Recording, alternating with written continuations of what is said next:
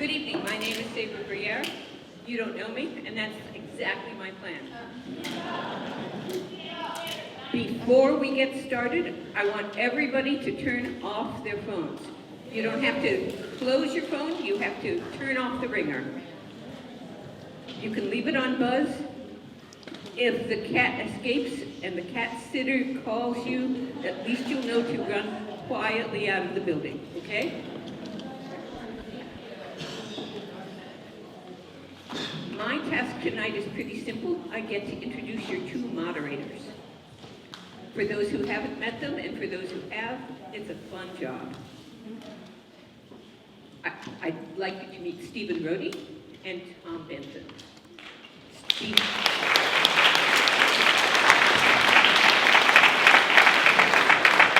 Well, that should do it, but it won't. Stephen Rohde is a writer, lecturer, and political activist. For almost 50 years, he's practiced civil rights, civil liberties, and intellectual property law, and has won significant First Amendment victories in state and federal appellate courts. Mr. Rohde's law practice has also included representing TV and motion picture screenwriters, directors, and producers. Steve represented the producers of the highly acclaimed film Silkwood, starring Meryl Streep, and there he won a First Amendment victory upholding the rights of filmmakers to protect their confidential sources. He is past chair of the ACLU Foundation of Southern California and chair emeritus of Bend the Arc, a Jewish Partnership for Justice. He's a founder and current chair of Interfaith Communities United for Justice and Peace, member of the board of directors of Death Penalty Focus, and member of the Black Jewish Justice Alliance. He's a special advisor on free speech and First Amendment for the Muslim Public Affairs Council. Mr. Rohde is the author of the books American Words of Freedom, The Words That Define Our Nation, and Freedom of Assembly, and numerous articles and book reviews on civil liberties and constitutional history. He's co-author of The Foundations of Freedom, published by the Constitutional Rights Foundation, and he is co-host of Law and Disorder Radio and podcast. Steve also has a new 10-episode podcast called Speaking Freely, a First Amendment podcast, exploring the most important Supreme Court cases in the area of free speech and free press. It is produced by the Ms. Studio and is streaming online at Spotify, Apple, iHeartRadio, and MsMagazine.com.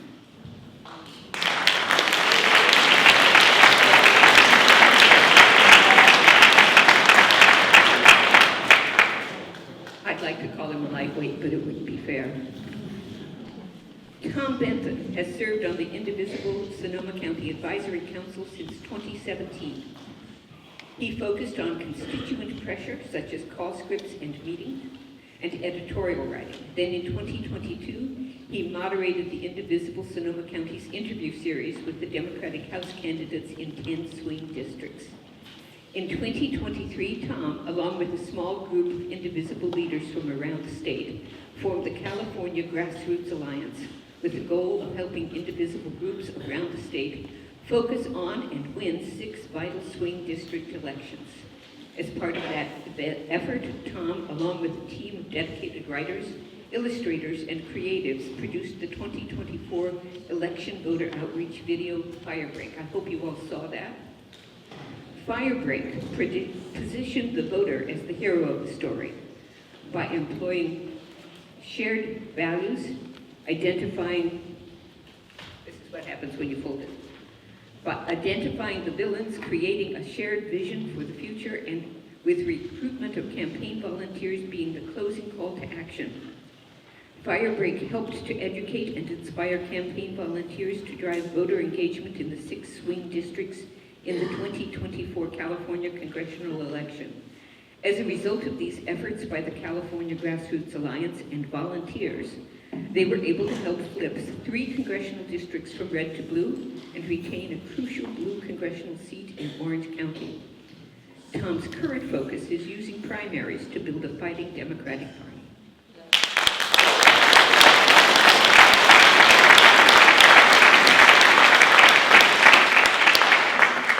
Tonight we're going to be quiet and respectful.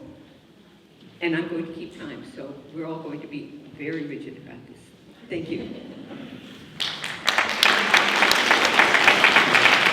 Thank you so much. Welcome, everybody. Thank you, first of all, so much for being here tonight, just for showing up. That's just critical. And before we really dive in, I want to thank the candidates. From where I'm sitting, Eric Jones, Senator Mike McGuire, Audrey Denney, Congressman Mike Thompson. Thank you so much for being here this evening. We are so grateful to them for making the time. In some cases, it wasn't that easy. They had to rearrange schedules and kind of stretch things to be able to be here with us tonight. And for that, we're tremendously grateful. We also want to thank their staff members, because they're the ones that have to manage the calendar and get them here on time and everything else. So thank you to staff members, both of those who were present and those who weren't tonight. And I also want to thank our many volunteers with Indivisible Sonoma County who have helped put this evening together. It's not quite as easy as you might think. And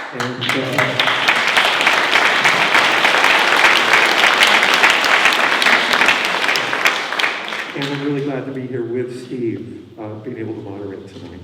So let's dive in. At the end of last year, Indivisible, we call Indivisible National, right? The Washington-based kind of, not really headquarters, because the groups came first and the national came later, but Leah and Ezra and those folks, you know who I'm talking about. They did something new. So they called for activists to engage in primary elections this year because, as they put it, we need to build a stronger party of fighters for the era that we live in. And we agree. After years of pressuring congressional Democrats to respond forcefully and effectively to the threats we're facing, it's apparent that at the leadership level of the party, there are folks who are still committed to an obsolete version of politics, and one that they're probably not going to change from. So that change is going to have to start with us. Primary elections are one of the ways that we can begin that transformation, a chance for voters to decide the makeup of the party they want. It's a healthy process, a way of rebuilding. The most powerful way we as an Indivisible chapter can contribute is to endorse the candidates we feel are going to best meet this moment, and then work to get them elected. That's the strongest statement we can make, coupled with the strongest action, and that's what we need to do to build the party, the kind of party, I should say, that we need. And that's why we're holding our candidate forum this evening, to give the active members of Indivisible Sonoma County the opportunity to hear the candidates in our competitive races so that you can make an informed choice and vote for the candidates you believe Indivisible Sonoma County should endorse. And a note about California Congressional District 2, where Congressman Jared Huffman is running for re-election. Since he faces no significant opposition, we're not evaluating him in that race. Jared's going to win the race one way or another. But since Indivisible Sonoma County spans 3 districts and is making the endorsements as an organization, as Indivisible Sonoma County, we're going to ask you to vote for candidates in both Congressional District 1 and the Congressional District 4 races, irrespective of where you may live in the county. And let me say a little bit about the new districts. As I'm sure you're all aware, there was a special election last year to pass Proposition 50. Many of you were probably instrumental in that effort, right?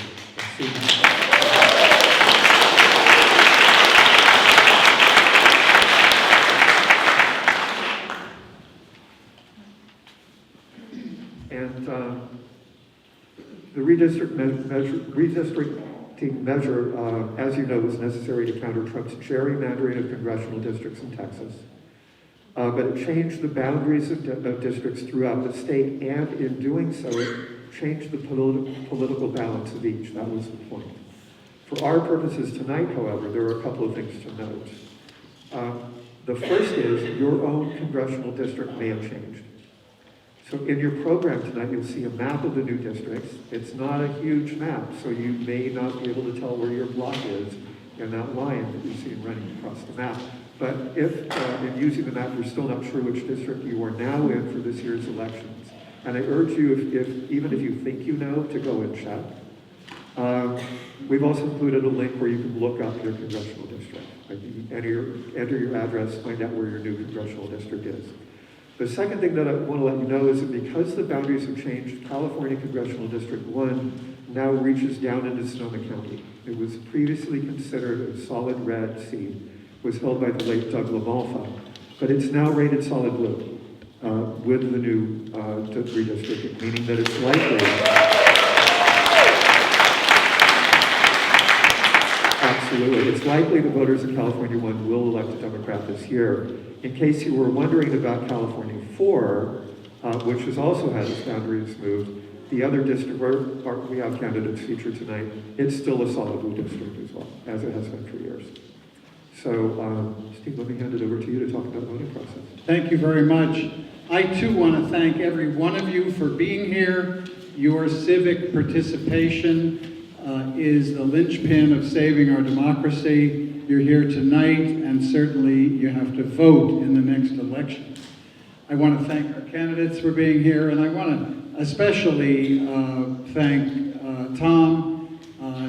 He is a backbone of Indivisible Sonoma County, having started in 2017, and he has provided extraordinary leadership to our organization. Thank you, Tom. Thank you so much.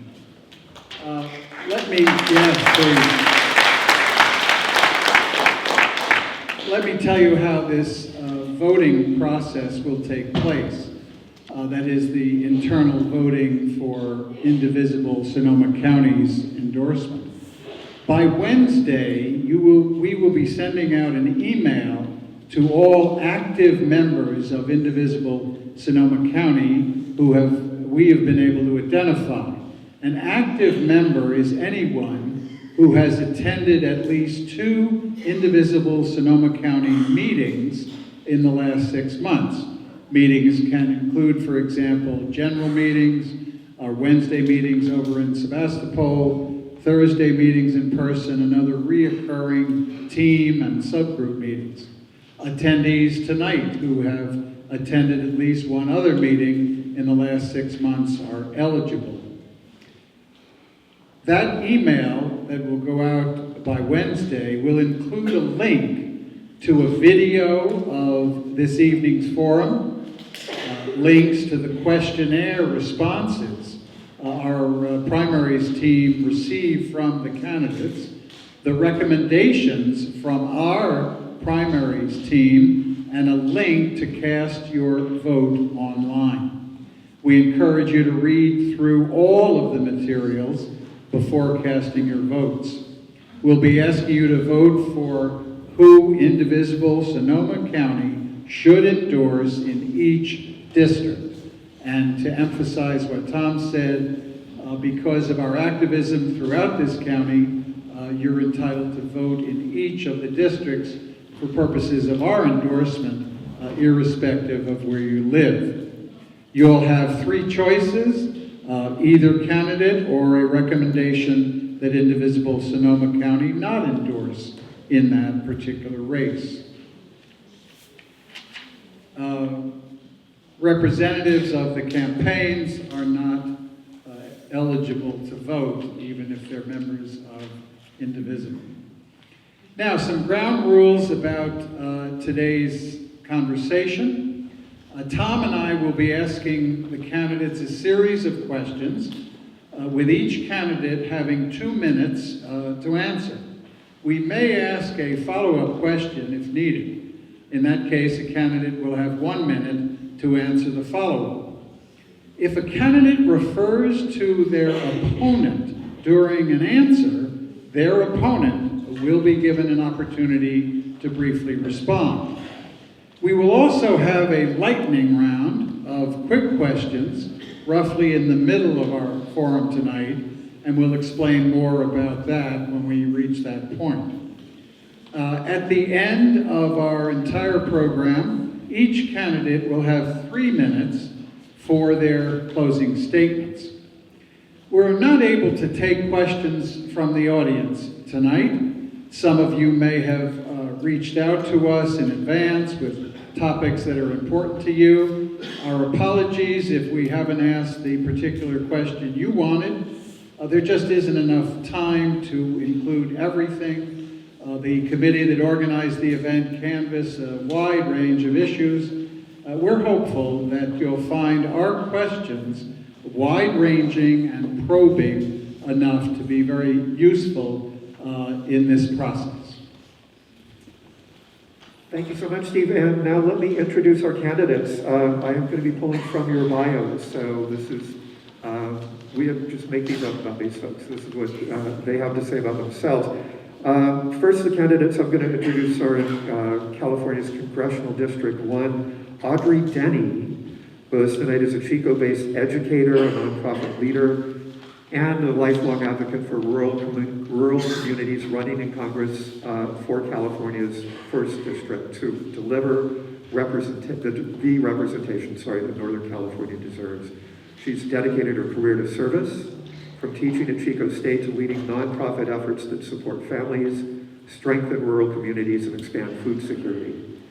Audrey rejects corporate PAC money. She puts people first and is running a people-powered campaign to protect democracy and to build a future where every family can thrive. Audrey, thank you so much for being here today.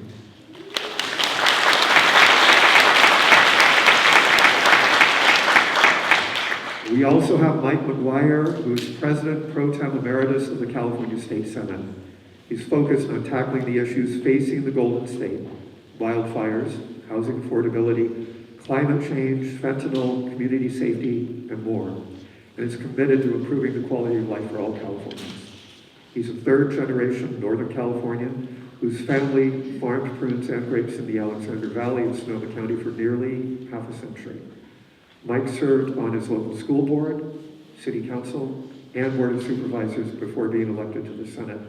Mike, we're really grateful for you to be here this evening.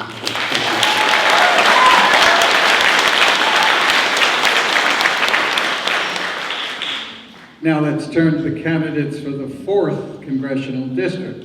Eric Jones grew up in a working-class family where his family relied on food stamps and disability checks just to get by.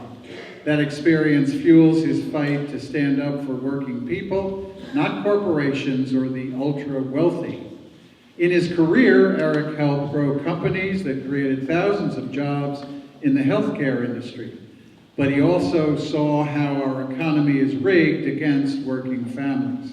That's why he's running for Congress to lower costs, hold PG&E accountable, crack down on corporate price gouging, and invest in healthcare, housing, and climate solutions that actually deliver for our communities.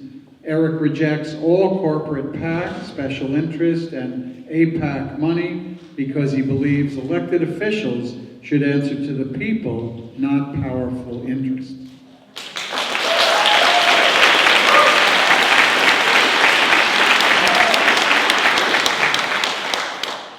Mike Thompson currently serves as the congressman for California's 4th Congressional District.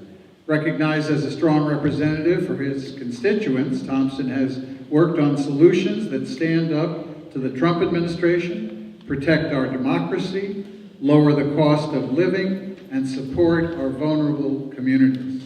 Mike is a member of the House Committee on Ways and Means, where he is the ranking member of the Tax Policy Subcommittee. He also sits on the Health Subcommittee. If re-elected in the next Congress, he will be chair of the Health Subcommittee, where he pledges to fight to enact single-payer health care like Medicare for all. He also serves as the chair of the House Gun Violence Prevention Task Force, where he was able to get the most significant gun safety legislation in the last 30 years.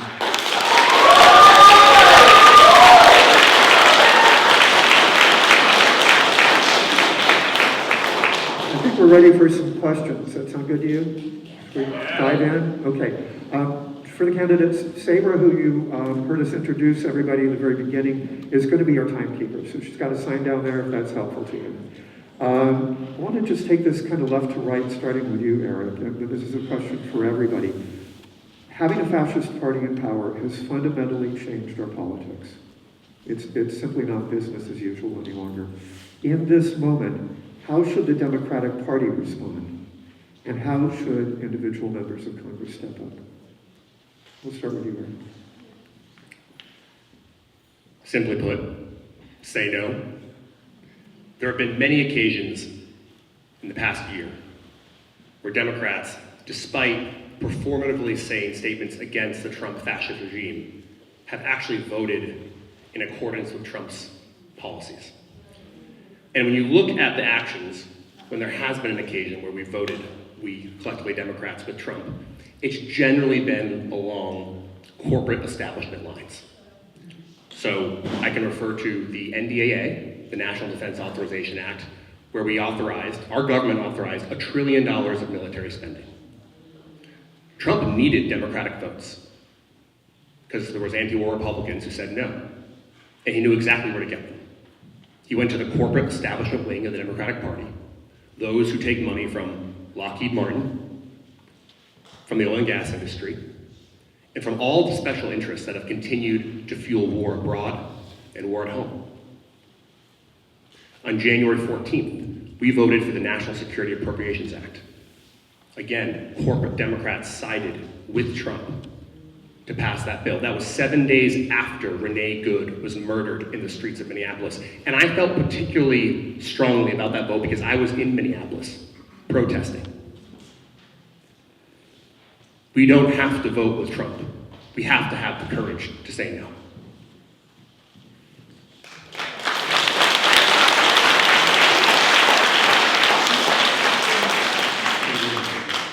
Thank you so much. First of all, just want to say thank you all for being here today and your fight to take this country back. I want to say thank you to Indivisible. Deborah, thank you so much for your work and to the entire committee's work. I think there are 3 ways that we need to take our country back. Number 1 is accountability, to hold the fascist president, his fascist allies accountable. And I do mean we need to use every ounce of power in our body to be able to impeach the president, to be able to impeach those who are in his cabinet, and to be able to move forward quickly. Number 2, the Democrats need a 100-day plan about what we're for and what we're going to repeal. The $1 trillion in tax cuts for health care, the $2.2 trillion in tax cuts for billionaires across this country, the $3 billion that's going to impact hungry kids and seniors through SNAP. And then the last piece is we need to move forward with Project 2030 about what Democrats stand for and how we're going to take this country back. Here's what I believe. Income inequality, besides Donald Trump, is the greatest threat to American democracy. Are you with me, ladies and gentlemen? And so what Democrats need to stand for, what we need to stand for is fighting this rigged economy that's been established by Donald Trump. We need to repeal the $2.2 trillion in tax cuts for millionaires and billionaires here in the United States of America. What the hell do Democrats stand for? Are you ready to go, ladies and gentlemen? The other focus that we need to do is we have to raise the federal minimum wage. It's been $7.25 for 20 years, and 20 states still have a small minimum wage. We need to fully fund Social Security, and once and for all, we have to pass Medicare for all in this country. We have to hold ICE accountable, which is absolutely critical, and we have to end this war in Iran, this illegal war in Iran, and hold up our constitutional powers as the House of Representatives. Tuition-free community colleges is absolutely critical, and we need universal child care in the United States of America.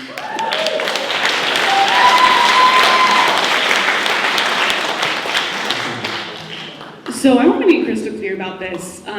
Donald Trump is a war criminal, an adjudicated sex offender, and he treats the Constitution like it's toilet paper. And we did not get here just because of Donald Trump, right? We got here by fascist and authoritarian takeover of the Republican Party, and we got here by corporate captured Democrats who are complicit in rigging the political and the economic system to center. And the less you clap for me, the more I get to talk, so just consider that. So we need to use, Democrats need to use every constitutional tool at their disposal, starting with impeachment and not ending with oversight and hearings and being very, very noisy. But we also have to address the root causes of the corruption in the system that got us here in the first place, right? Trump is not an anomaly. We have to immediately ban the congressional stock trading, executive branch stock trading, that of their immediate families. We need a constitutional amendment to overturn Citizens United. We need one to ban the president's power. But we also need to cast a vision for what we're fighting for, right? And what we are fighting for is an economy that centers real people. We need to be fighting for a table that is bigger, that has space for voices of working class people, voices of women, voices of queer people, and people of color. When we have a House of Representatives that is more representative of the communities that they serve, we will create policy that is more equitable, and we will be able to create a vision for the next 250 years of our democracy that centers working class people and retired people instead of the richest among us.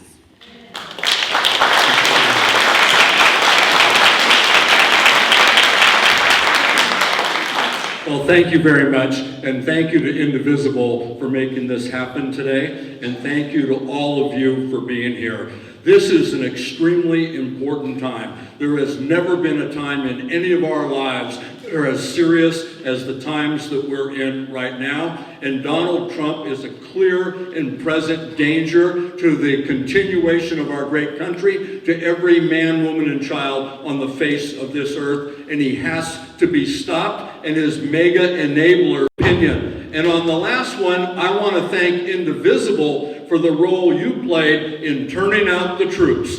The number of people that came out to your rallies sent a message. It was loud and clear, and people across the country heard. For those of you who came to my Impeach Kristi Noem rallies, thank you. People heard. She's gone.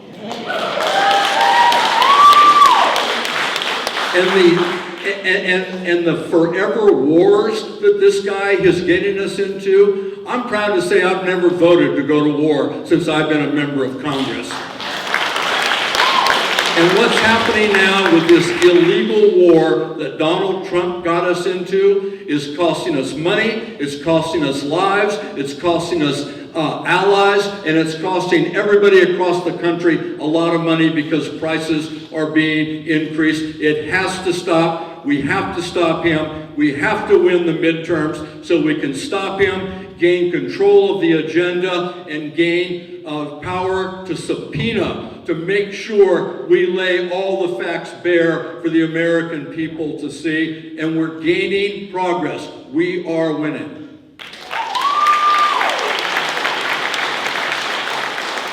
Thank you. Thank you, David. Thank you to each of you. Next question. So in light of what you just said, what actions, we want to know what this looks like in practice, what actions would you take to confront, to disrupt, and or restrict the assault against American citizens and non-citizens alike that's being conducted by ICE and the CBP, sorry. And we'll start with Congressman Thompson. Thank you. I have. As I said, not only have I participated in the rallies that Indivisible and others have had, but I've had my own. We had over 1,500 people turn out to the Kristi Noem, anti-Kristi Noem rally. We had an outpouring of folks who said ICE is out of control. And I'm proud to say that when ICE was created, I voted no. I was afraid that there wasn't proper oversight. I was afraid that there weren't proper guardrails, and sadly, I was correct. I have voted against funding ICE, and I have stood strong with most of my Democratic colleagues to make sure that this ICE funding and expansion did not come to fruition. And I will continue to be there to make sure that it doesn't. Every member of our community is important. Every member of our community has to be respected. Every member of our community has to be protected. That is the charge of every elected and every citizen. We need to stand together on this. Yes, Donald Trump needs to be impeached. He needs to be kicked out with the 25th Amendment, but sadly, this cabinet doesn't have the fortitude to do that. And there's one thing that I agree with Donald Trump on. He said, if the Democrats win the midterms, they're going to impeach me. You bet we're going to impeach him.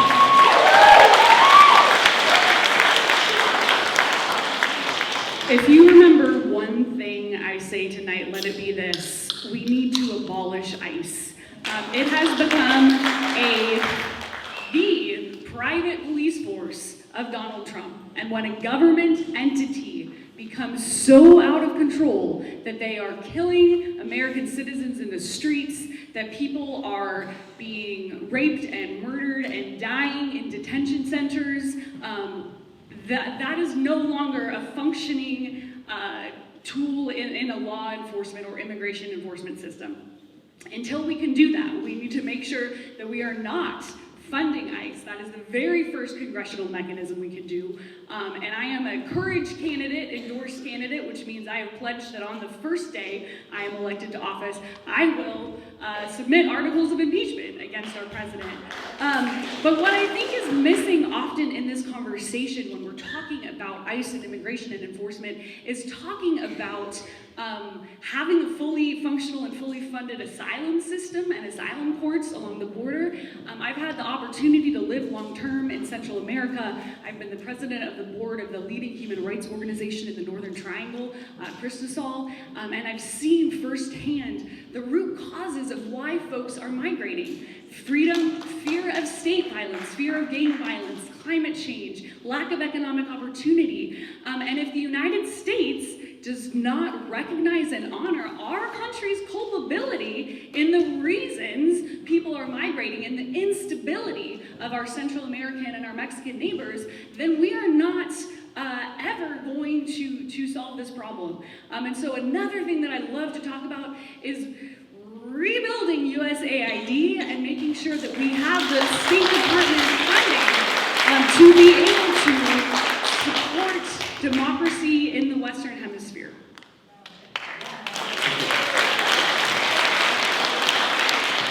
Thank you so much. Big picture, Democrats need to lead on comprehensive immigration reform and create a pathway to citizenship for undocumented residents in this country. Number one. Number two, we need to remember that 74% of all those who are detained by ICE have no criminal record. We need to hold ICE accountable. We need to dismantle ICE. And we need to do what we've done here in California. We just passed Senate Bill 747 that allows any individual who has their constitutional rights violated by an ICE officer to take them to court, to have their day in court. Just like what we do for local sheriffs and police and park rangers. If a federal agent violates your constitutional right, you should have the ability to take that individual to court and to be able to retrieve damages. Number two, we need to ensure that the Fourth Amendment of the Constitution is in place. What do I mean by that? We have to put an end to warrantless search and seizures of vehicles as well as homes. We have to put our damn foot down and stop this chaos and this madness. Number three, we need to ensure that every federal agent, just like what we do here in California for every local police agent, has a body-worn camera, which is absolutely critical. Number four, just like what we've done here in California, we passed a law that says no local police, no federal police can wear their masks on daily duty, right? They need to take off their damn masks. Number five, we need to ensure that we have a use of force policy with teeth in the United States of America for all federal police officers. And by the way, we've done that here in California. And if you have 3 violations of constitutional rights, of misconduct, you can be stripped of your ability to be a peace officer here in California. We need that law of the land across the United States of America. No one is above the law, especially law enforcement.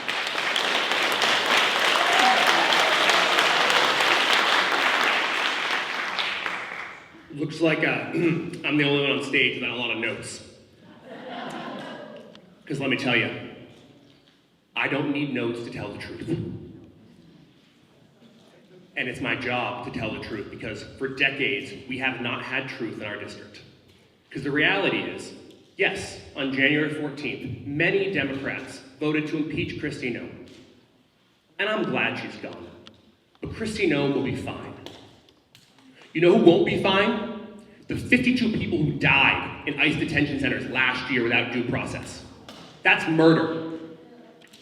And on that same day, January 14th, when we voted to impeach Kristi Noem, that was the same day that corporate Democrats sided with Donald Trump to pass the National Security Appropriations Bill, which funded citizen surveillance and our national security apparatus that surveils American citizens and fuels ICE detention centers. So on the one hand, we can impeach Kristi Noem. To what effect? And at the same time, those same Democrats fund Donald Trump's agenda, the same regime that murdered 52 people. That is a lie. That is not truthful, and you should be embarrassed to speak that way. These words need to be said. And what can we do? In Congress, we can abolish ICE. And locally, we can use all of our power to pressure local police forces, as this community did when we picketed all together outside Sheriff Ingram's office, and we drove impact in our own communities. We did that. This room did that. Indivisible did that. We hold power. But please, do not allow yourself to be lied to anymore.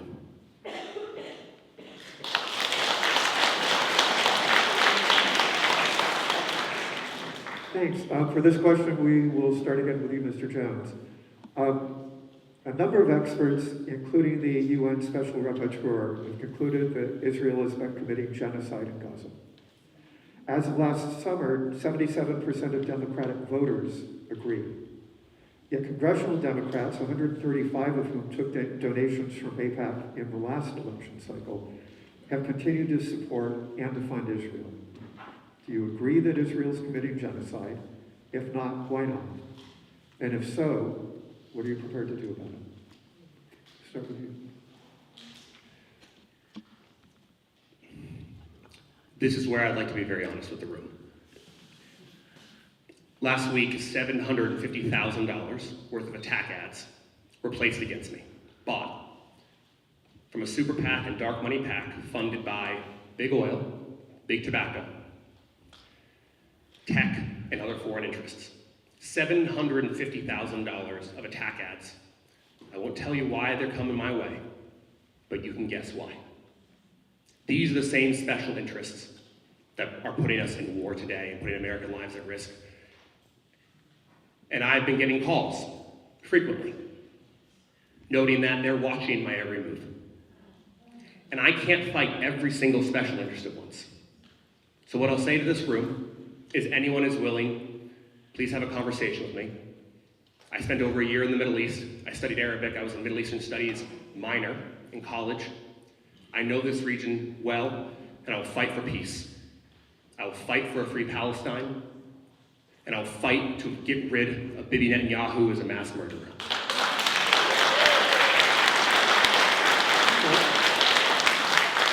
I do, however, have a follow-up question, which is, do you agree that Israel is committing genocide? Do it. Say it. No, I cannot. I can't. Because if I do, millions of dollars will be spent against me, coordinated by... Then why run? Then why run? All right, I'll say it. Do it. Do it. Yes. Israel is committing genocide. Say it. Okay. Folks, Please, no talking from the audience. yeah, no talking from the audience, please.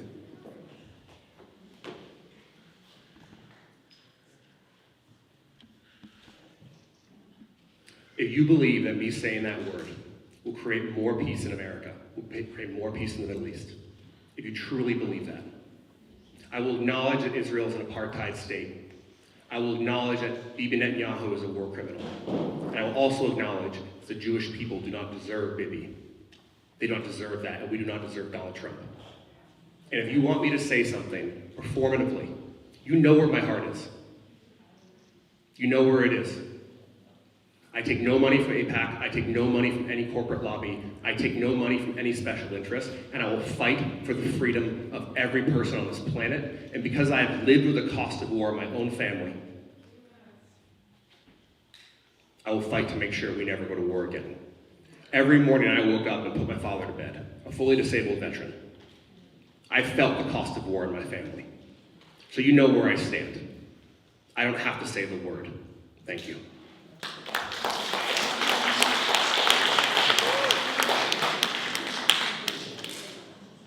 Over to you. Thank you so much.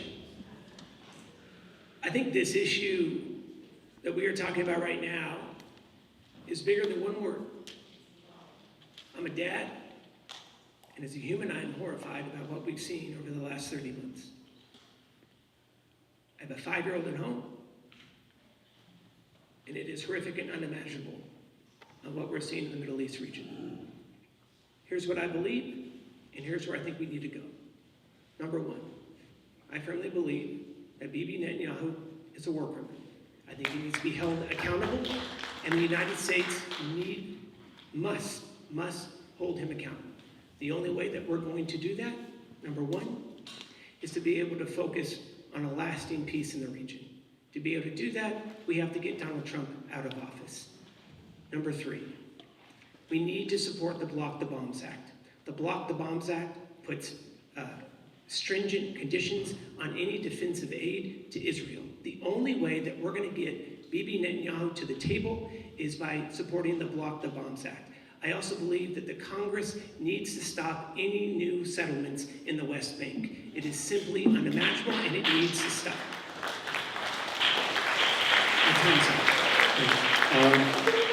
Mike, I'm going to ask the same follow-up question, which is, do you agree with the special rapporteur and 77% of Democrats who say that Israel is in fact committing genocide in Gaza? How much time do I have? A minute. Okay. What I just said stands. I think this is a bigger issue than one word. If we are serious about ending this war in the region and protecting the Palestinian people, then we have to have diplomatic peace. The only way that we're going to have diplomatic peace is tossing Donald Trump out of office. And Democrats need to grow a damn spine to be able to advance that. And we have to put condition. We are the largest funder of weapons to Israel. Full stop. And the only way that we're going to stop the violence is by passing the Block the Bombs Act. There are 70 individuals within the House that are supporting this. It's a progressive caucus priority. We need to move forward on that. That puts strict aid, ties aid to this bomb, the Block the Bombs Act, and that's what I would support in Congress. My turn. Israel is committing genocide in Gaza. It has, the more you plot, the less time I have. Those words have been on the issue page of my website since I launched this campaign, because this moment is about political courage.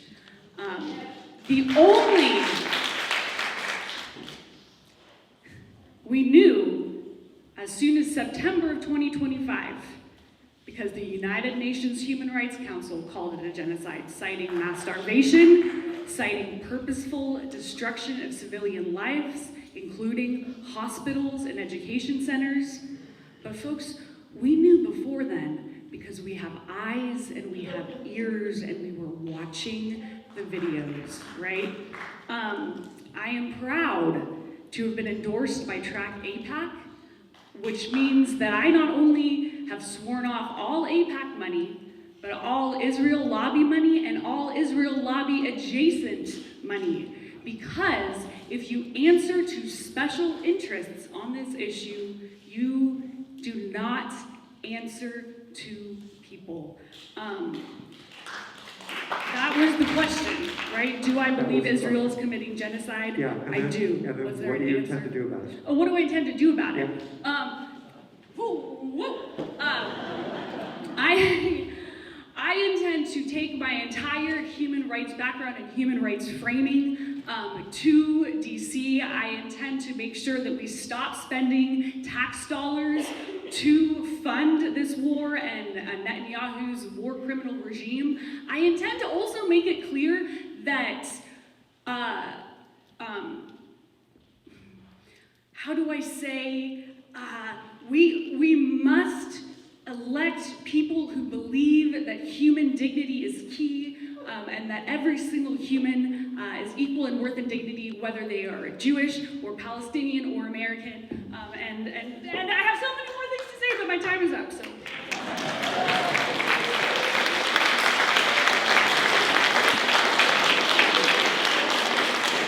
Thank you very much.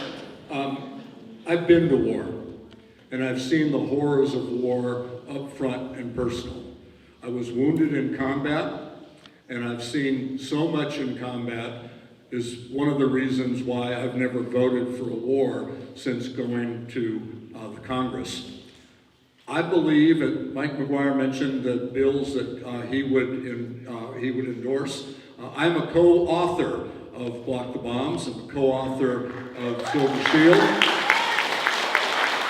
I believe strongly in a two-state solution, and I believe war crimes have been committed by Netanyahu and his folks, and I believe that every war crime should be investigated and prosecuted to whatever level they rise. No one's above the law, and anyone guilty of any war crimes, to whatever level they rise to, should be prosecuted under the fullest extent of the law. I will not vote for a single penny to go to Israel that can be used on offensive weapons. And I believe that Netanyahu needs to go, and go quickly, and the only thing better than that is him taking Trump with him, because together they are the absolute worst, not only for our country, but for the Palestinians. And as far as AIPAC, I've never received a contribution from AIPAC.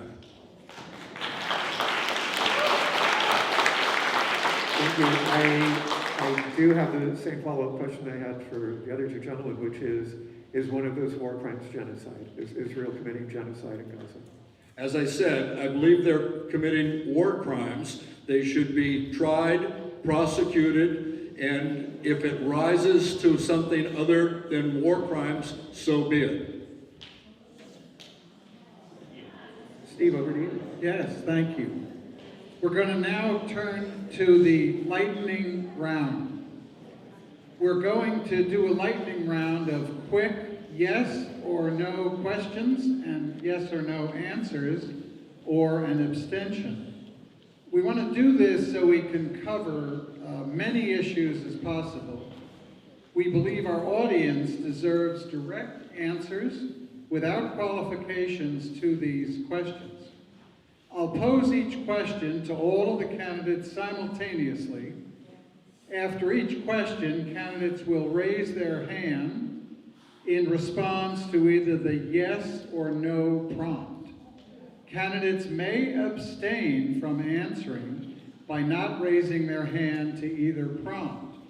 At the end of the entire round, each candidate will get 1 minute to explain their yes or no answers or their abstentions if they wish.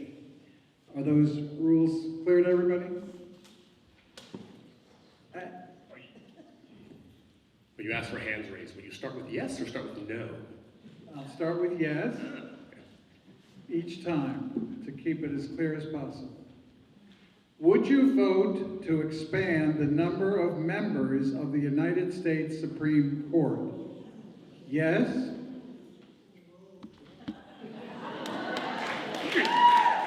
You're going easy on us. Just wait. Do you accept donations from political action committees? Yes? No? Wait, what kind of political action committees? PACs. Corporate PACs or all PACs? All PACs. Okay, will you say it again? Do you accept donations from political action committees, PACs? Yeah. Okay, you can explain your answer later. Do you believe ICE... Wait, you gotta know, right? I'm a no. I'm sorry, no. The only one. Although Audrey has a good reason. Do you believe ICE should be abolished and wrongdoing prosecuted? Yes? That's everybody. Would you vote to continue military aid to Israel? Yes? No? What kind of military aid? The defensive or offensive? Or? I'm going to pose the question, you have to interpret it, and you can explain your answer later. Would you vote to continue military aid to Israel? Yes? No? Abstain? Would you vote to establish a system of universal health care such as Medicare for all? Yes? Thank you. Do House Democrats need a better leader than Hakeem Jeffries? Yes? No? Abstain? Would you vote to increase the budget for the U.S. military? Yes? No? Would you vote to reduce wealth inequality by taxing the rich?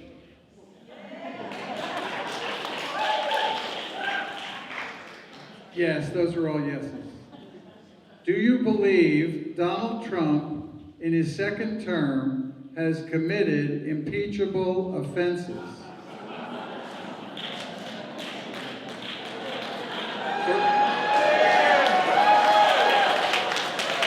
How about first term? Do you, strike that, would you vote to impeach Donald Trump? Thank you. You will have 1 minute to explain any abstention or any other answer you gave. Mr. Thompson? Yeah, on the issue of military aid to Israel, I think it's important to state that defensive is one thing, offensive is another. I will not vote to send a penny to Israel that can be used for offensive weaponry. And on the military question, not only would I not vote for more money for the military, but that is an area where we need to go to get money back. And on the tax the rich, I have voted, carried legislation that's been signed into law that taxes the rich. Ms. Denney. Real quick, I wanted to clarify that there are different types of political action committees. Any group, like the Democratic Action Club of Chico, if they give me $1,000, that's a PAC. I will take that money. I have never and will never take a dime of corporate PAC money, which is so important because we can't get system change. We can't unrig our political and economic systems from benefiting corporations and the richest among us if our re-election campaigns are funded by corporate PACs. I have never and will never take a dime of corporate PAC money. And I raised $3.5 million when I ran for this seat in 2018 and 2020 with an average contribution size of $47 and a deep red seat that many said was unwinnable without taking corporate PAC money because we built a movement of people who believe that their voices matter and that they deserve change. Thank you. Thank you so much. On the issue of PAC money, I've been honored to be able to receive funding from the California Nurses Association, California Teachers, Cal Fire Firefighters, and those are all PAC dollars. I'm honored to be able to have the support of nurses and teachers and firefighters and SEIU working families who are delivering for Democrats and Republicans across this country. And that is the PAC money that I've received. On Medicare for All, only one. that has passed a Medicare for All bill out of the California State Senate. I'm proud of that. We need to take that same fight to the national level. On the issue of Hakeem Jeffries, I've never met the individual. We've been very focused on this race, and it would be presumptuous of me to be able to make a defining statement if I've never met the individual. Just being blunt about that. And then on taxing the rich, we make millionaires and billionaires pay their fair share here in California. 1.4% of the population pays 50% of the taxes. If we take that same progressive tax policy that we have here in California, we would generate trillions of dollars across America.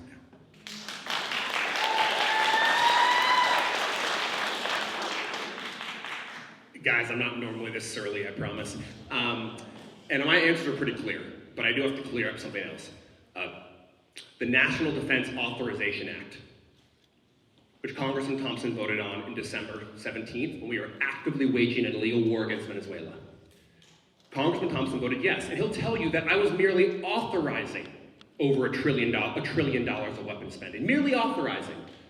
And that was not actually in any way enabling the military-industrial complex. Well, if that's the case, then why did Jared Huffman, why did Mark Desaulnier, why did Ro Khanna, why did John Garamendi, why did Zoe Lofgren, why did Kevin Mullen, why did virtually every single member of the Bay Area vote no?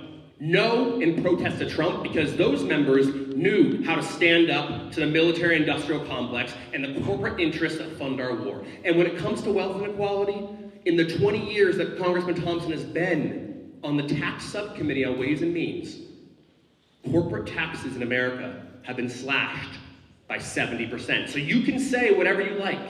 Time. But the truth is there in front of us. Mr. Thompson. Thank you. I just want to point out, that's a pretty naive statement. The authorization bill had two things in it that were extremely important. One was an authorization to use military force. The second was force. That authorization bill withdrew those two authorizations, and it made it clear what Donald Trump did in Venezuela and what he's done in Iran are absolutely illegal. That was an important vote, and I think I was in pretty good company. Most California Democrats voted for that, including Nancy Pelosi, who was the head of the Bay Area organization. And as far as corporate taxes, everybody here knows how hard I fought against H.R. 1, the big tax cut that gave rich people a big tax cut and corporations a big tax cut. Republicans have been in control of the House of Representatives for 73% of the time that I've been in Congress. So I'm not going to bear the sins of a Republican majority. Thank you.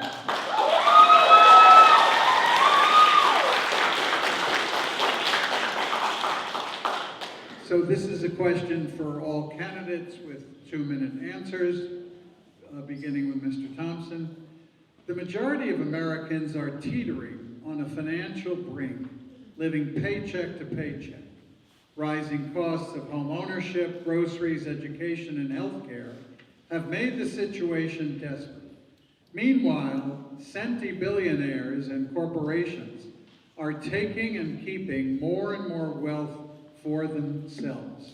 What solutions do you propose? Thank you. I have a couple. First, we need to balance out the tax programs in California, and we've done that. When we had the majority in the last Congress, we passed billions of dollars of tax increases on wealthy folks and corporations. Some of those are still the law today. Taxing on stock buybacks, corporate minimum tax, and those are things that will, in fact, help a great deal, but we've got a lot further to go. We need to bump the personal tax and the corporate tax up, and we need to get back what these guys gave away in H.R. 1, which was a huge tax cut to the richest people and to corporations. And don't lose sight of the fact that in addition to do that, that to make sure all of Trump's rich buddies and got as much as he could give them. They also added $4.2 trillion onto our national debt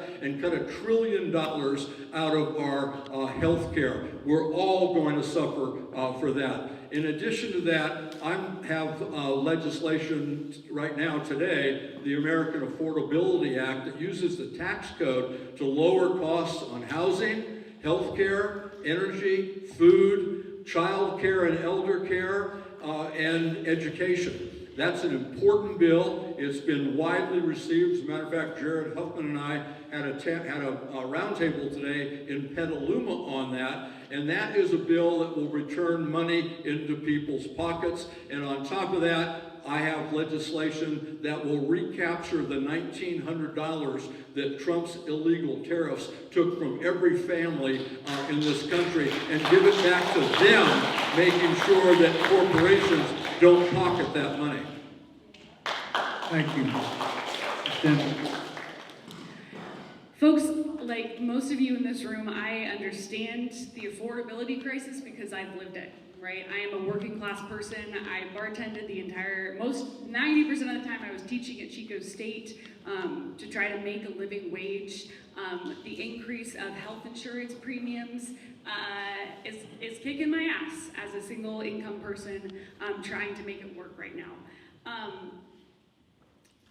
And just like all of you, I'm watching things get more and more expensive while the incomes are not keeping pace, or while your retirement benefits are staying stagnant, right? I will address this issue by going to the root causes of it. Corporate consolidation, reckless and illegal tariffs, rigged markets and policy costs that shift the burden onto us, working families and retired folks. Right? Specifically, this looks like protecting Medicare, Medicaid, and SNAP benefits, nutritional assistance, and expanding that. Just in Lake County alone, before June, we'll see 2,500 people lose their SNAP benefits, and before January, we'll see 1,500 people lose their health benefits just in Lake County. In one of the poorest counties in the state, right? We absolutely have to protect and expand those earned benefits. We have to break up the monopolies and have strong antitrust legislation that we actually enforce. And we have to have a single-payer, nonprofit healthcare system, because as long as 17 to 18% of every dollar is going to line insurance company pockets instead of going to our care, prices are going to continue to increase. We need a fair tax code that makes sure that billionaires are paying their fair share, that lowers taxes for working families. And lastly, we need to tackle wildfire insurance, which is an affordability driver for so many people across California's coast. Those are going to be my priorities in making life more affordable while I'm fighting for system change. Thank you so much. As many of you know, I was raised by my mom and my grandma. And we really struggled growing up. And if it was not for my grandma, we would not have made it. And here's what I know. My mom worked for 21 years at a local bank. She makes less than $900 per month after 21 years working for that damn bank. If we are serious about ending income inequality in this country, we have to pay women what they're worth. That is why here in California, we passed the strongest equal pay law in the United States of America. It's illegal to pay a man more than a woman when it comes to equal work. That is why I fought tooth and nail to raise the highest minimum wage in the United States of America, $25 for healthcare workers, $20 for fast food workers. You know why? 2/3 of fast food workers and healthcare workers in this state are women and women of color. If we truly care about raising wages, then we have to focus from the bottom up. I'm the only one in this race that has actually raised taxes on millionaires and billionaires. We passed Proposition 55. We put it on the ballot back in 2016, and we have the most progressive tax policy in the United States of America. 1.4% of the population of 40 million pay 50% of the taxes. We need to pass the 5% wealth tax at the national level. Have equal billionaire tax across the United States of America. We also need to focus on the tariff taxes. We have to repeal the tariff taxes. 94% of the tariffs are We are paying it, not foreign governments, all of us, and it is wrecking our agricultural industry. The last thing I'll just say is this, healthcare. 42% of the entire population in the 1st Congressional District are on Medicaid. Donald Trump took it away. 3 million Californians will lose their healthcare insurance by mid-2027. It is horrifying.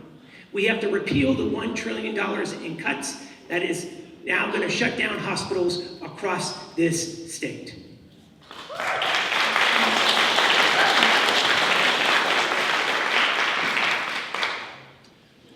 Growing up, my family relied on food stamps, Medicaid, and disability checks.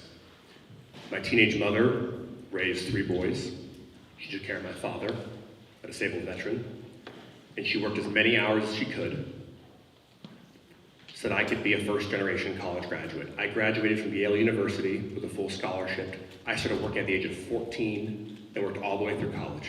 My first job paid me $3.75 an hour as a seasonal laborer. So I understand the reality that so many Americans live in. And that's why it infuriates me when I see men of power claim weakness or claim helplessness and blame the other side. The tax subcommittee on Ways and Means, or rather just Ways and Means, the most powerful committee, is staffed by senior Democrats, all men. 5 men, ages, I believe, 74 and over with an average age of 80, who are all funded by corporate interests. So why do you think our tax code is the way it is? Why has wealth inequality in America over the past 3 decades grown exponentially such that we now live in the Gilded Age? We've been here before. We know what this is, and we know what corruption looks like.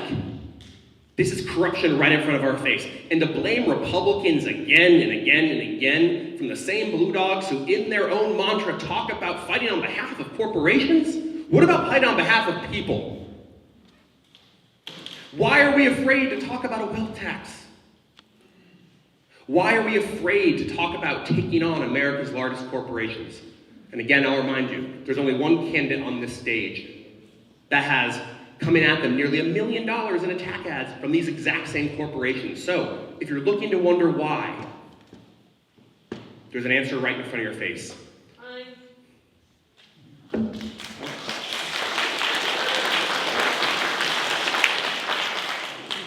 Thanks. It was oblique, but I think clear enough. Congressman, would you like to respond to I would. Ways The and top Means? dais and Ways and Means to start with has a number of women.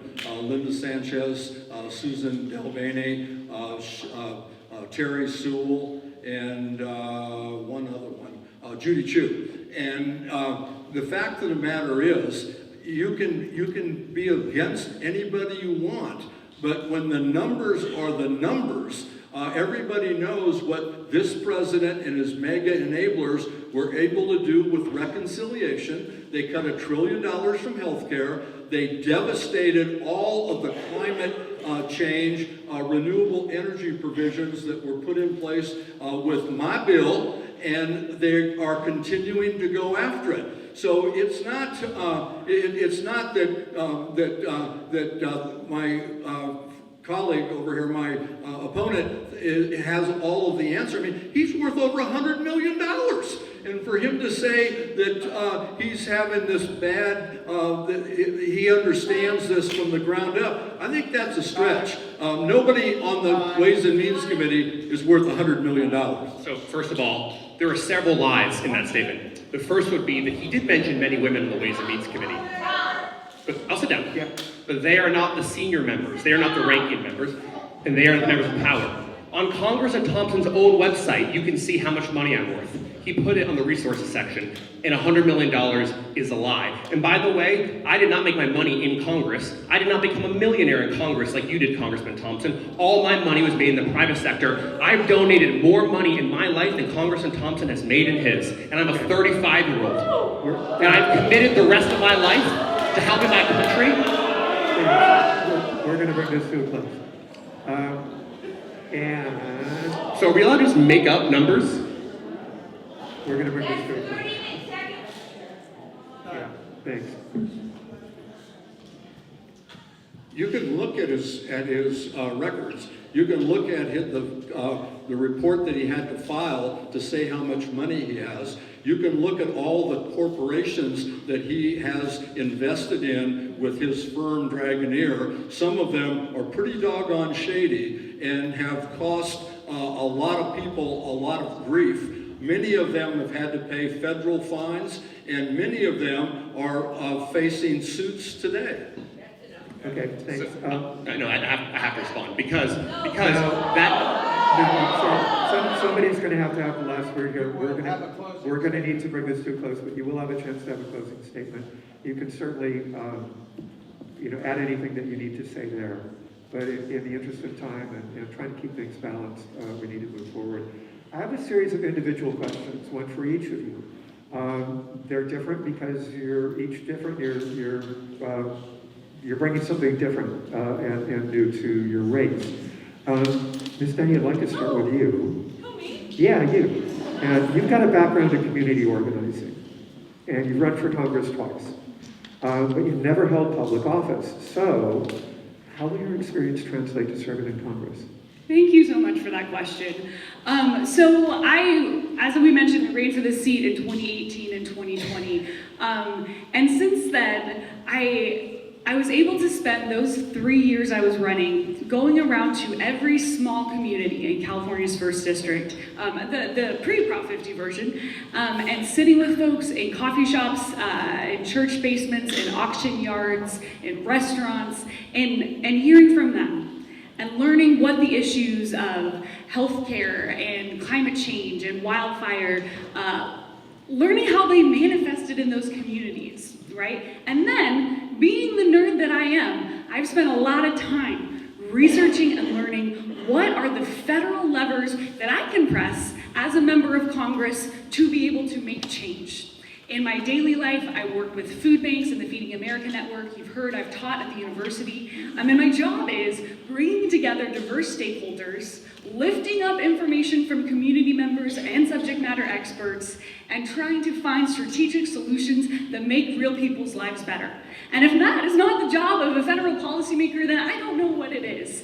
But in going into, being elected into the last 2 years of the Trump presidency, when we have historically the most divided and least productive, Congress since the 1900s, what we're gonna need is not only big, bold policy solutions, but we're gonna need people who know that the Land Water Conservation Fund started in 1964, takes $900 million of oil and gas revenue every year, and that money needs members of Congress to say, hey, here's a project in my district that would qualify for this recreation, tourism, and forest restoration money, right? And so I'm going to have task forces for all of the major issues that have representatives from each of the 9 counties that I'll represent, so we can lift up the lived experience of people in our communities with how those issues specifically play out in those communities to find solutions. I am, in the same vein, a system change candidate as I am a delivering results candidate. Thank you for the question.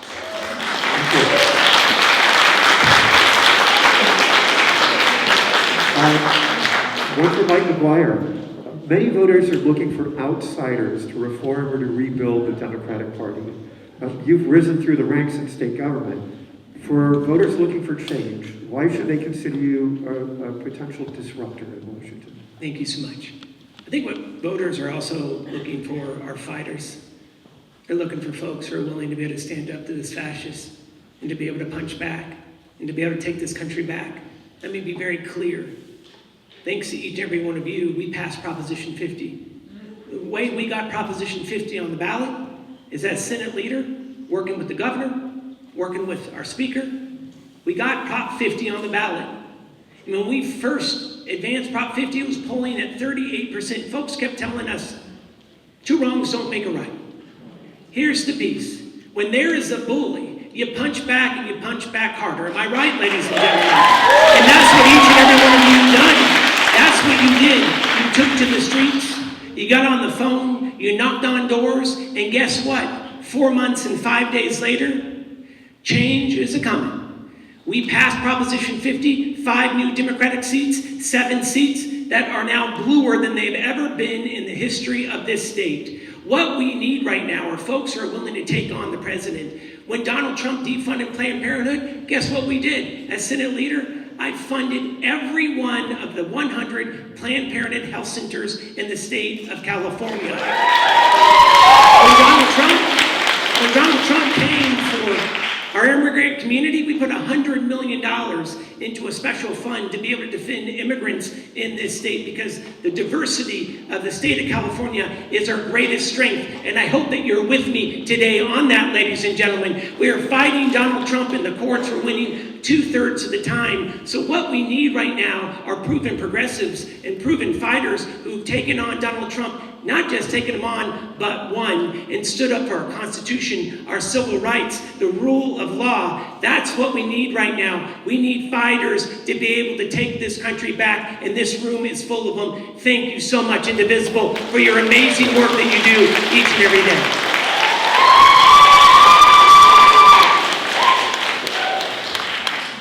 Thank you.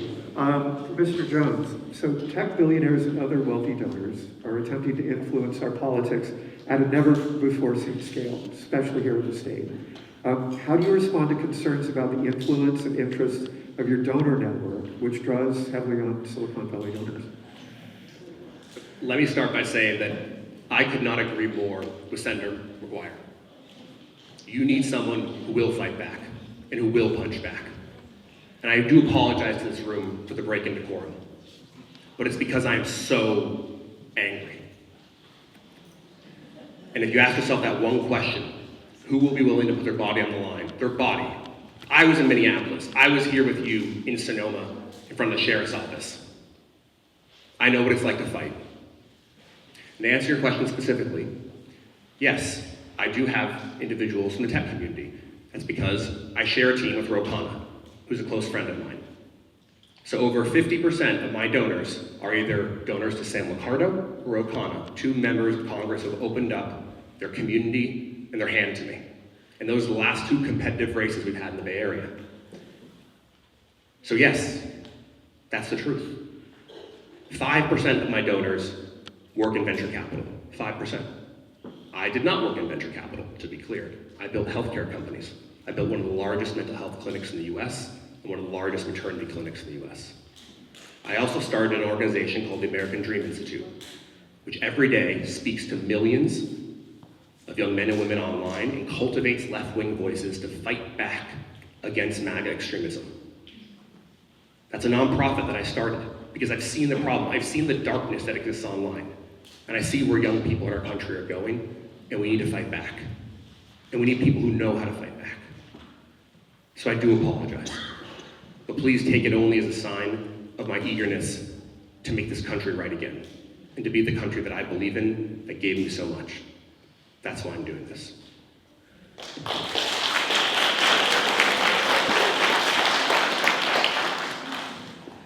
So one from Congressman Thompson. So people are concerned about the age of their elected officials, including Democrats, some of whom are in their 80s and are now running for re-election. Many complain that older members of Congress don't understand the world we live in or have solutions that address the demands of American society today. You've served since 1999. What's your response to these concerns? Thank you for the question. First, I'm not 90, I'm not 80, so I don't fall into that category. I'm running for re-election because of everything that everyone has said. We need the best team on the field. We need people that can fight this president, can fight his MAGA enablers, someone who's battle-tested, someone who's experienced, and someone who is effective. This is not the time for on-the-job training. I also want to say that this race has been looked at by just about every imaginable group. And all of those young folks who are looking for young leaders made a choice. It was the Redwood Empire Young Democrats, they endorsed me. The Sacramento Young Democrats, they endorsed me. The only incumbent that they endorsed, by the way, the University of California at Davis Democrats, they endorsed me. The high school Young Democrats, they endorsed me. Ro Khanna and Sam Liccardo, they endorsed me. So I believe that I am the one best equipped to take this fight to Trump, to make sure that working families, the American people, people in Sonoma County and across our district and great country get the representation that they need. I'm in the best position to deliver for all of you, for all of our district, for our country, and for our nation. I have gone to war to fight for this democracy, and I will continue to fight for this democracy. Thank you.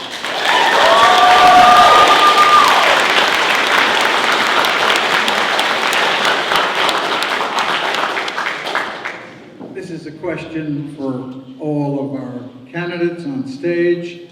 You have 2 minutes to answer. When we finally regain control of our democracy, how must we rebuild our country? In other words, it's not only what you're against, but what you are for. What role will you play in rebuilding our democracy? And we'll start with you, Congressman Thompson. Thank you very much. I think right now, all the focus needs to be on stopping this president from doing any more damage. That's why it is so important that we flip the House. I believe we're going to flip the House, and I see a pathway to victory in the Senate. This is going to be incredibly important because we've got to push back. We have to stop him. And with the majority, we'll be able to do that. We will control the agenda. We will determine which bills come up for hearings and for votes. We will control the purse strings to and have a say-so in where the money goes and how it goes, and we will have subpoena power where we can lay it out clear for all Americans to see just how dangerous this guy is. And in the immediate, what we need to do is focus on the one thing that people are so frightened about right now, and that's their ability to get through the day to make ends meet. Everything is too damn expensive. We have an affordability crisis. It's difficult to buy homes, most cases impossible to buy homes. Our utility costs are off the charts. Our gas prices are off the charts. Food prices are too high. There's an agricultural crisis going on, not only just in our district, but across the country, which will exacerbate that. We have to bring the prices down. That's why my American Affordability Act is so important. Healthcare, housing, transportation, energy, and food. We've got to get those prices down. And we've got to make sure that we rebuild in a way that we never go back to a situation where someone like Donald Trump or J.D. Vance can be elected.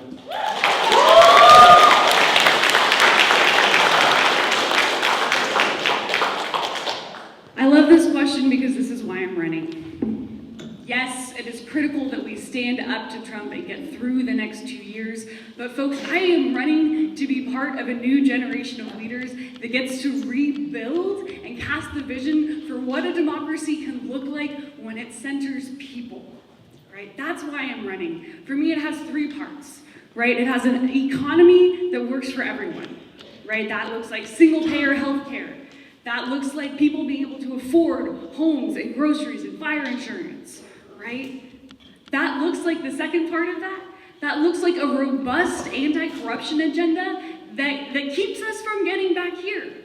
Nobody goes to DC saying, I want to be a corrupt politician, right? We have to stop and recreate the systems that allow corruption to happen slowly. That means taking corporate PAC money. That means insider trading, right? That means all of those little decisions that seem like, oh, it's not that bad in the moment, but that lead us to a path of corruption. I have a robust anti-corruption agenda that I want to talk about, but I don't have enough time in this answer because if there's one lady you don't mess around with, it's the timekeeper. But the third and final part of my vision is building a tent and a table that is representative of our communities, right? That also includes the people that have so often been left behind and left out, whose voices aren't heard. I'm not running to make my voice heard. I'm not running for power because I need power. I'm running to create shared power with our communities, to make space for every single voice to be heard. And it would be just absolutely my honor to walk alongside you and everyone else who lives in California's First as we get to collectively cast that vision for what our democracy looks like for the next 250 years.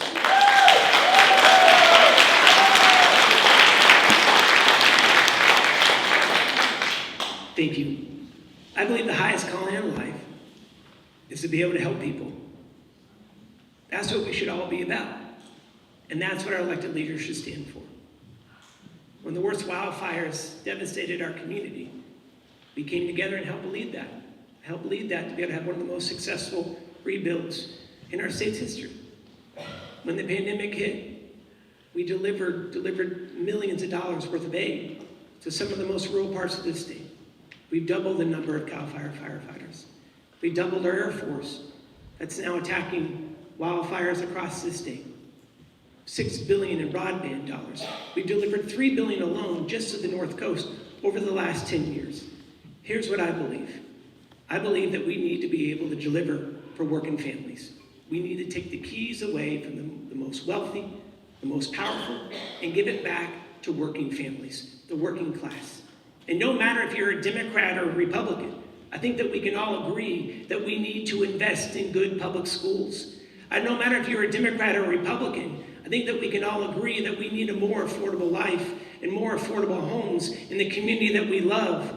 No matter if you're a Democrat or a Republican, I think that we can all fight for good middle class jobs in rural communities across this state. And I think that we can all agree that we want to keep our healthcare institutions open. That is why I have been fighting in the state Senate to be able to deliver for good jobs, quality healthcare, keeping all Planned Parenthood health centers open. And what we've accomplished in California, we can accomplish at the federal level. Highest minimum wage in the United States of America. That's what Democrats need to be standing up for. Fully funding Social Security. That's what Democrats need to lead. Codifying Roe v. Wade. That's what Democrats should be standing for here in this nation. That's what Democrats need to stand up for, and that's what I'd be honored to have your vote for.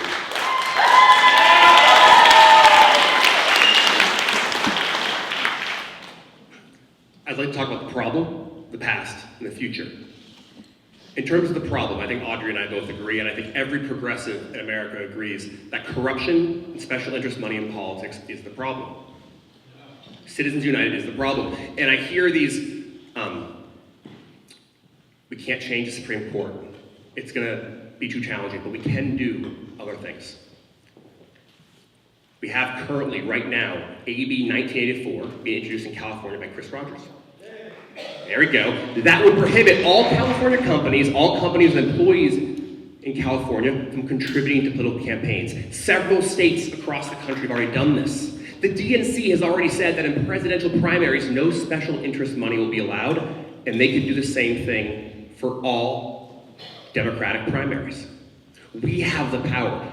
Everyone in this room has the power to endorse and elect individuals who reject all special interest money. If you believe that is the root of the problem in our politics, which is what I believe, that is the way to reform our government and to eliminate the corruption, and that will fix wealth inequality in our country, because when we get corporate money out of politics, we will be able to raise taxes on corporations. We will be able to fund healthcare and drive Medicare for all. We will be able to do all the things in the Democratic Party agenda, but first we must eliminate corporate and special interest. That is the core of the corruption. And remember, we had full control of the House, the Senate, and the presidency in the first 2 years of the Biden administration. That administration promised you universal health care. It promised to repeal the Trump corporate tax cuts, and it promised to be a bridge to the next generation. None of those things happened. And we had full control. And every Democrat in Congress is complicit. And that's because half of our Democrats are owned by corporate America. That's the simple truth.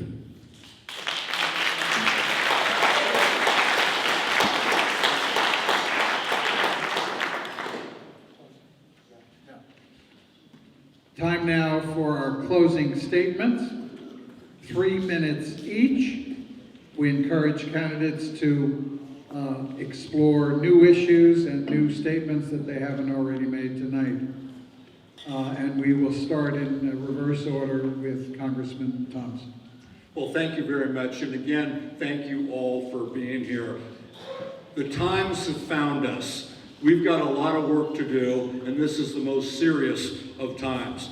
This president has launched an illegal and unconstitutional war in Iran. ICE is rogue and disrupting our communities.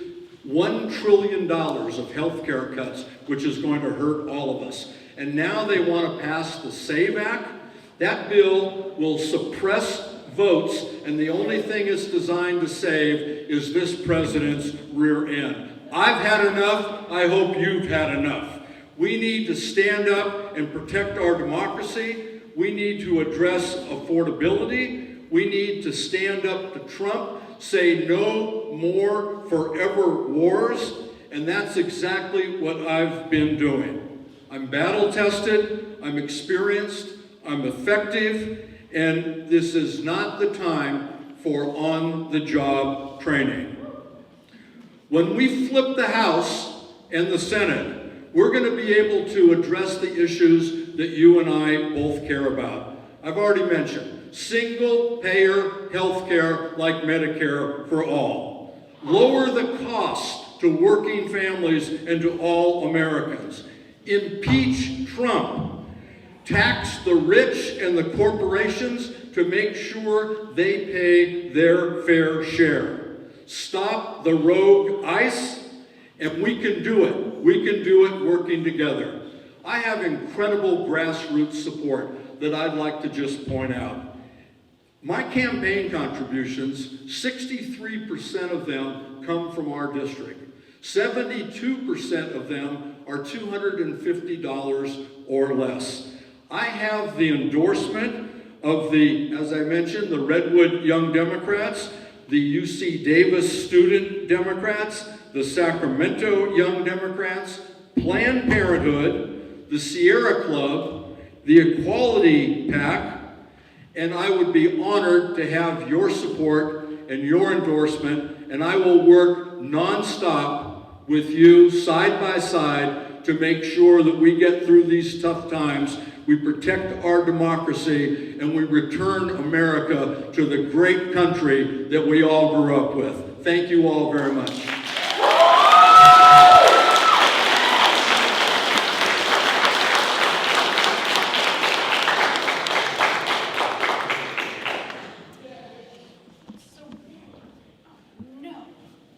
So we are at a moment of reckoning in our country, and voters across America have the opportunity to decide who our government works for.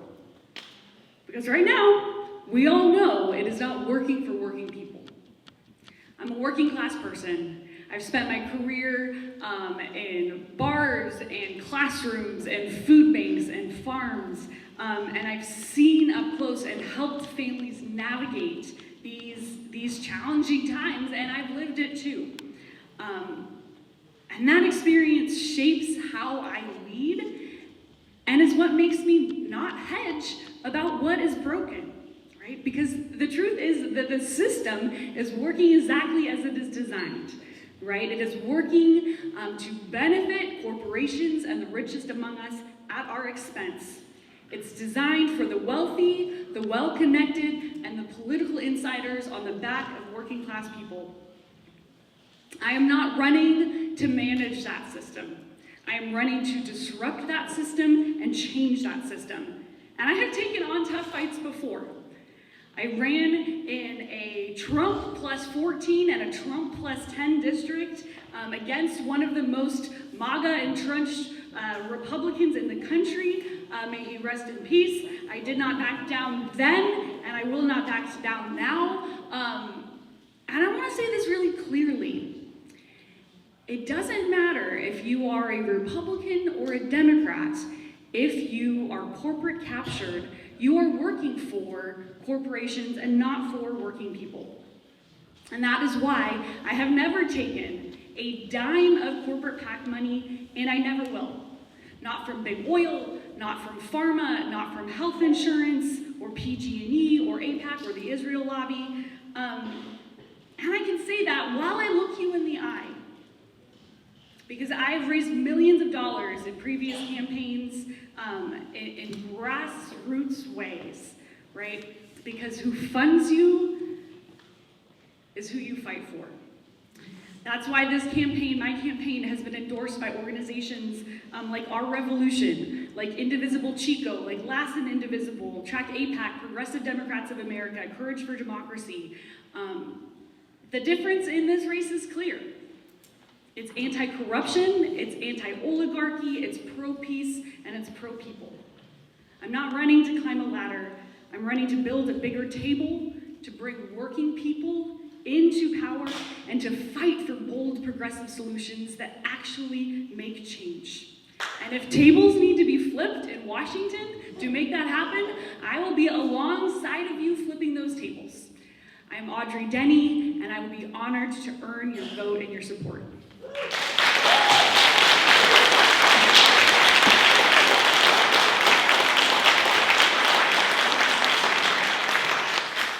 I want to say thank you.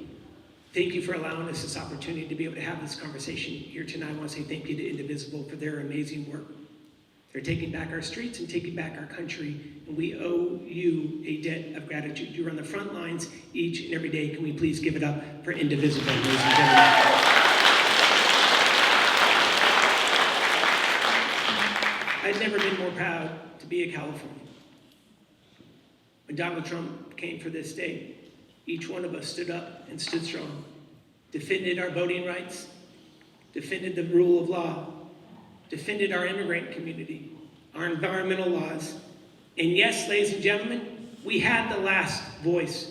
We passed Proposition 50 to be able to win back our democracy and to take back this country. And that's exactly what we needed to do. There is a clear line that all of us need to have. That clear line is that our democracy is non-negotiable. Am I right? And by the way, the fight to flip the first congressional district, by the way, the first time in 50 years that we're going to flip this district. It's not symbolic, it's strategic. It's what Proposition 50 is all about. To be able to show rural voters in this state that we care about health care, that we're going to keep their hospitals open, we're going to put food back onto the table of the hungriest in this country, that we're going to create good middle-class jobs, that we're going to advance tuition-free community colleges, that we're going to stand up against the special interests, we're going to make our communities more wildfire safe, we're going to raise the minimum wage in this country. We are finally going to pass Medicare for all in the United States of America because Democrats are going to take this country back. And we're going to tax the billionaires like they should be. The keys have been given to the millionaires and billionaires, the keys to this country. And it's now our opportunity, our time to be able to take it back. And candidly, if we were quiet right now, we would be complicit, right? We have to continue to speak up and speak out. Let me just say this. The reason why we introduced AB 1984 with Chris Rogers, the Citizens United bill, is because I firmly believe that we need to overturn Citizens United. I firmly believe that we need term limits on the United States Supreme Court. We need universal community college. We need to be able to get universal child care. I don't take money from AIPAC, and 90% of our 10,000 grassroots donors are $100 or less. Here's what I believe. You have to put people first. That's why we've been endorsed by the Democratic Party and teachers and the Sierra Club and firefighters and SEIU and nurses and Equality California and California Young Democrats. But the most important endorsement is you. Together we are going to do this. We're going to take our democracy back. We are going to fight for America, and we're going to flip the first. Thank you so much. I'd be honored to be able to have your support.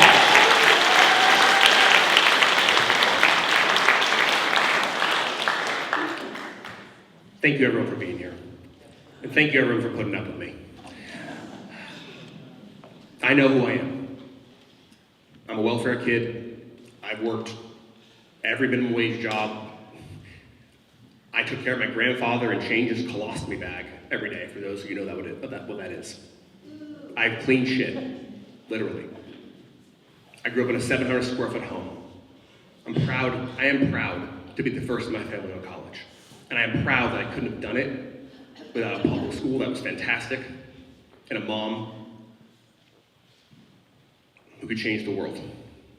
That same mom, later in her life, after being a waitress, went back to school to be a nurse and got her associate's degree to be a nurse because she believes that God put her on this planet to take care of people. And she's the most important person in my life. Yes, I started businesses. I started a nonprofit. I explained it to you because I see all across our country the darkness that is overwhelming young people. That's how I've committed my time to healthcare and to fighting back against Trump online. And you'll see that there's a distinction where Audrey and I don't have as many endorsements. A few months ago, I was a private citizen. My wife and I, 2 young kids, both of us working, commuting an hour every day. But then I was called to do this. I was asked to do this. And I do have the endorsement of Indivisible YOLO, which I won by an overwhelming majority. And I do have the endorsement of Our Revolution, Bernie Sanders PAC. So, I think I got the important ones. And all those other endorsements were given before I entered the race. Or a couple weren't, but the vast, vast majority were. And I will never lie to you and make up numbers. You can all see I'm not worth $100 million. And I'm not worth $400 million like Nancy Pelosi. Or millions of dollars like Congressman Thompson, who again made his money while serving you in Congress. That's just the truth. We need a new generation in Congress. There is only one Democrat, one parent Democrat, younger than me in Congress. One. Under 40, there are 2. Where's their representation? Where's the representation for young people? Where's the representation for young families? Because if you want to talk about the future, and you want to talk about representation, we need people who will fight for the future of our country and who will live up to the promise that America has always made for its citizens, that the next generation will always have it better than last, that we will leave a better country to our kids. And there are 3 candidates on this stage that will fight every day for that and represent that, and will do that. And one candidate is the 3rd most corporate funded Democrat in Congress. And I know that sounds harsh, and I'm sorry, but thank you.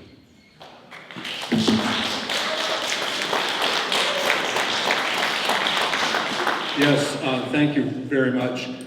You don't have to believe me about his wealth. You can look up on the filings that he had to make when he became a candidate. It's clear, $100 million.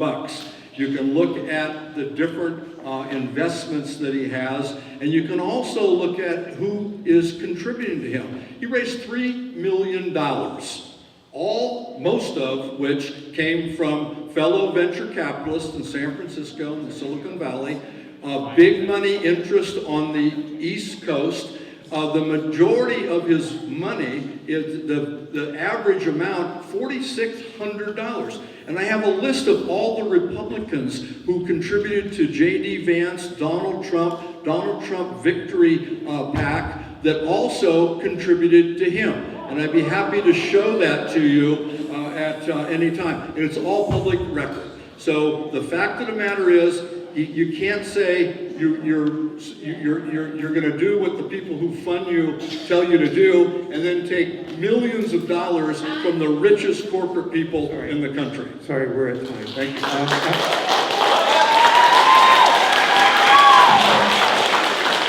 These are closing statements, so I do want to bring us to a close. You're welcome. I'm sure the candidates will be here if you have further questions for them a bit afterwards. Once we get into this kind of back and forth, there's no way to really bring that to, I think, a satisfactory close. But if you have questions about things that you want to ask the candidates, you're certainly welcome to do that after we have a meeting. And there's this thing called the internet. You can look up a lot of the things that are being discussed, and and do a little bit of digging. You can also look through some of the materials that we have for you. I want to thank the candidates for participating. Thank you for showing up.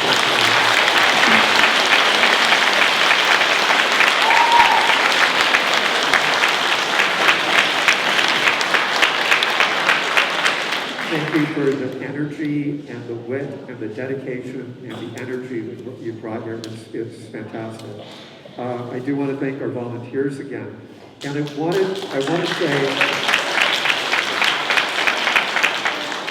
to remind you that the intent here is to get your votes for who you think Indivisible Sonoma County should be endorsing in this race. Maybe not an easy choice, because you've heard a lot of really great things here tonight. If you are an active member, we define again an active member as somebody who has been at least 2 of our meetings in the last 6 months. This meeting tonight will count as one of those, if you've been to just one meeting before this. If you're an active member and we've got your name and your email, then we're going to be sending you your email address. We're going to be sending you an email within the next 48 hours. And with a link to a video of this forum, in case there's anything that you forgot or you just want to watch again. With the questionnaires that the candidates were kind enough to fill out for us, with the recommendations from the primary team or our comments, and most importantly, with a link to vote. And again, you will be voting for who you believe Indivisible Sonoma County as an organization should endorse, and you can do that for both races. If you're not sure whether we have your contact information and you have attended